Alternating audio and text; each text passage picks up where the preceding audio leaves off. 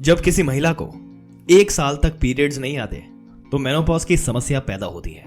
Menopause से पहले और मेनोपॉज के दौरान एस्ट्रोजन और प्रोजेस्टेरॉन के लेवल में उतार चढ़ाव होते रहते हैं, क्योंकि महिला के ओवरीज हार्मोन उत्पादन के स्तर को सामान्य बनाने की लगातार कोशिश में लगे रहते हैं। दोस्तों, मेनोपॉज के लक्षण किसी भी महिला के लिए दर्द और परेशानियों से भरे हो सकते हैं। अधिकांश महिलाएं 45 से 55 साल की उम्र के बीच मेनोपॉज का अनुभव करती है, जो कि जैविक उम्र बढ़ने का एक स्वाभाविक हिस्सा है। मेनोपॉज धीरे धीरे हो सकता है, आमतौर पर मासिक धर्म चक्र में बदलाव के साथ शुरू होता है। मेनोपॉज फीमेल की लाइफ का एक ऐसा पड़ाव होता है दोस्तों, जिसे हर किसी से गुजरना होता है। कभी ये चेंज ओवर बहुत ही स्मूथ होता है तो कभी ये बहुत ही परेशानी वाला भी होता है, जिसे हम कभी कभी मिड लाइफ क्राइसिस के नाम से भी जानते हैं। तो क्या होता है ये मेनोपॉज? क्या चेंज आप इसमें एक्सपेक्ट करते हैं, और ऐसा आप क्या करें कि ये फेज आपकी जो लाइफ है वो इजीली आप इसको पास ऑन कर सके इसके साथ, और किसी भी तरीके की परेशानी ना हो, और बड़ा ही ग्रेसफुली हम अपनी एजिंग को एक्सेप्ट करें। दोस्तों, मेनोपॉज यानी कि महावरी का बंद हो जाना। हम ट्रीटमेंट ऑफ मेनोपॉज के बारे में बात करेंगे। अगर एक्सपर्ट के एक्सपीरियंस की बात की जाए तो ज्यादातर लेडीज को डाइट और लाइफस्टाइल चेंजेस से अपने सिस्टम पे कंट्रोल मिल जाता है। बहुत कम ऐसे केसेस आते हैं जिनको हार्मोन्स और दवाइयों की सहायता लेनी पड़ती है। इसलिए ट्रीटमेंट ऑफ मेनोपॉज के इस वीडियो में हम डाइट इन मेनोपॉज के बारे में बात करने वाले हैं। दोस्तों, मेनोपॉज की सारी प्रॉब्लम्स की वजह एस्ट्रोजन हार्मोन्स की कमी से होती है। दोस्तों, एक ऐसा पदार्थ है सोयाबीन। ये पीस कर आप अपने आटे में मिला सकते हैं ताकि रोटी में आप खा सके इसको, या उपमा बना सकते हैं। Tofu, paneer, soya milk, roasted snacks, chips और नगेट्स, और इसके अलावा और भी तरीके होते हैं सोयाबीन लेने के, जिससे कि आपको इसमें सहायता मिलती है, जो आपका डाइट का एक हिस्सा बन सकता है। फ्लैक्स सीड्स में भी बहुत अच्छी मात्रा में फाइटो एस्ट्रोजन होते हैं। इनफैक्ट आप कुछ फ्लैक्स सीड या चिया सीड्स ग्राइंड करके छोटी सी बोतल में रख सकते हैं डाइनिंग टेबल पे, ताकि आप अपने सलाद में या दलिया में मिक्स करके इसको ले सकें। कुछ सब्जियों में जैसे कि ब्रोकली, पालक, इनमें भी ये होता है, और कई सारी दालें, राजमा, छोले, उनमें भी ये प्रेजेंट होते हैं। इसको लेने से आपकी नाइट स्वेट्स और हॉट फ्लैशेस, बोन मास, इसमें फायदा मिलता है। मेनोपॉज के बाद हार्ट डिजीज का प्रोबेबिलिटी जो है वो ज्यादा हो जाता है दोस्तों। और दोस्तों, यहाँ पर कुछ वेट इश्यूज भी होते हैं, इसलिए आपको इस एज पे सैचुरेटेड फैट्स कम लेना चाहिए और प्रोसेस्ड फूड कम लेना चाहिए। इसका मतलब हुआ कि जो जैम, सॉस, अचार और जिस भी चीज को आप डीप फ्राई करते हैं, जैसे कि कचौड़ी, समोसा या मिठाइयाँ, केक, पेस्ट्रीज, इन सब की मात्रा आपको खाने में कम करनी चाहिए। और इसकी जगह आपको ज्यादा लेना चाहिए फाइबर रिच फूड, जैसे कि ताजे फल, सब्जियां, होल ग्रीन सीरियल्स, क्योंकि दोस्तों इन ताजे फल और सब्जियों में बहुत सारे विटामिन, मिनरल्स, एंटीऑक्सीडेंट्स होते हैं, जो आपकी इम्यूनिटी एनहांस करते हैं। इसका मतलब है कि आपकी बॉडी की शक्ति बीमारियों से लड़ने की जो है वो इंक्रीज करते हैं, जो इस एज में बहुत ही इंपॉर्टेंट होता है।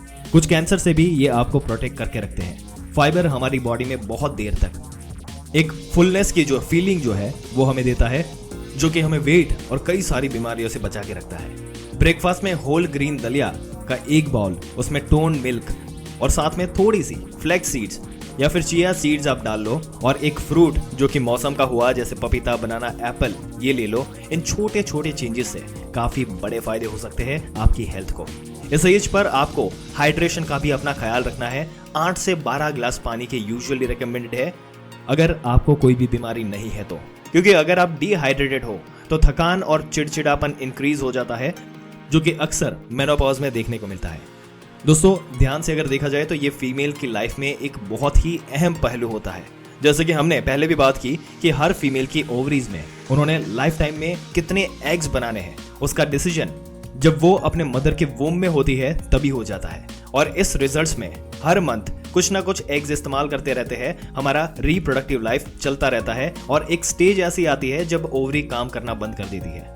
नेचुरली उसके फंक्शन सीज हो जाते हैं, और उसके बाद पीरियड्स आने बंद हो जाते हैं। इस फेज को हम मेनोपॉज बोलते हैं। अगर हम इंडिया की बात करें तो average age of menopause 46.2 years है, यानी कि ज्यादातर लेडीज जो महिलाएं हैं इनका मेनोपॉज इस एज तक आ जाता है। लेकिन कभी कभी फीमेल का मेनोपॉज लेट भी आता है, यानी कि 52 साल पे 53 ईयर्स या 54 ईयर्स तक आता है।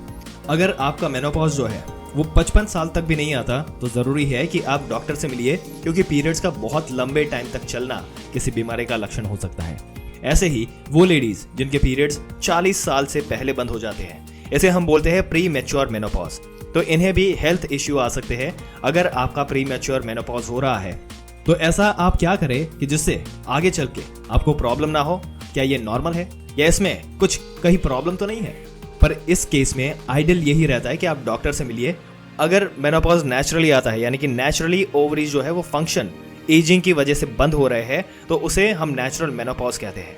लेकिन कभी कभी किसी बीमारी या किसी डेंजरस बीमारी जैसे कि कैंसर की ट्रीटमेंट की वजह से या कभी कोई सर्जरी की वजह से ओवरीज जो है या तो निकाल दी जाती है या ओवरीज के फंक्शन समय से पहले खत्म हो जाते हैं, जिसकी वजह से टाइम से पहले पीरियड्स आ जाते हैं। इसे हम बोलते हैं आर्टिफिशियल मेनोपॉज।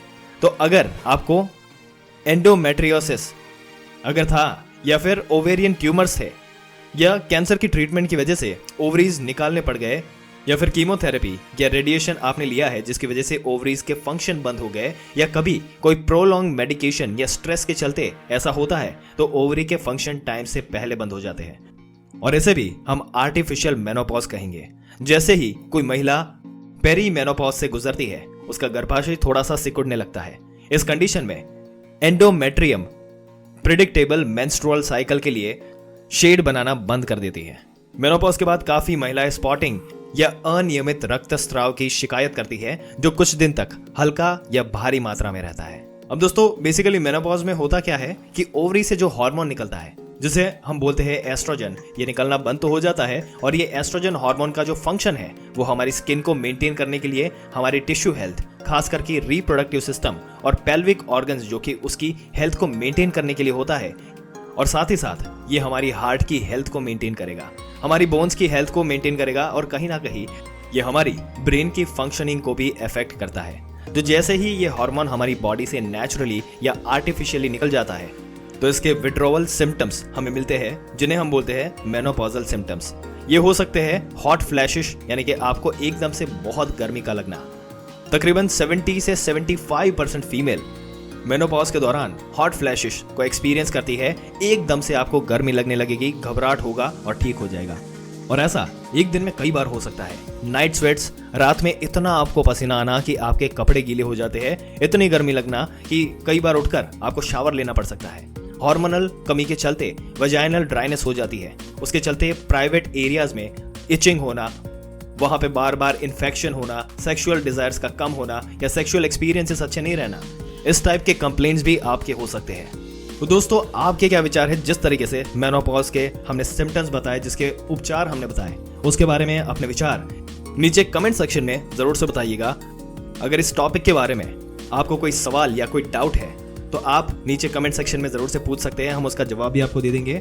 और ऐसी ही जानकारी पाते रहने के लिए हमारी चैनल को सब्सक्राइब करके बेल आइकन जरूर से दबा दें। मिलते हैं अगले दिलचस्प वीडियो में, तब तक के लिए इस वीडियो में अंत तक बने रहने के लिए आपका दिल से धन्यवाद।